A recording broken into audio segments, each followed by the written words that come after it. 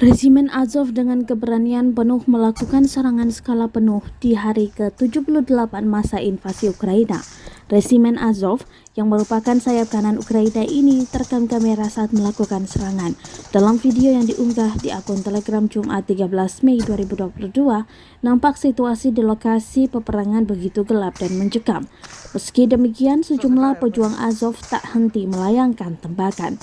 Dari udara, nampak api menyala bersamaan dengan suara tembakan lalu seketika redup. Bahkan, di beberapa titik terdapat asap mengepul. Para pejuang Azov menyerang sembari bersembunyi di reruntuhan kendaraan militer yang hancur. Pada keterangan unggahan disebutkan pikiran yang tajam tidak melihat tepi situasi, kekurangan amunisi, sejumlah besar yang terluka. Para prajurit resimen Azov tetap terus memukul musuh dari posisi yang sebelumnya mereka tangkap di wilayah pabrik Azovstal. Serangan pejuang Azovstal ini disebut berkali-kali lipat lebih besar dari sebelumnya.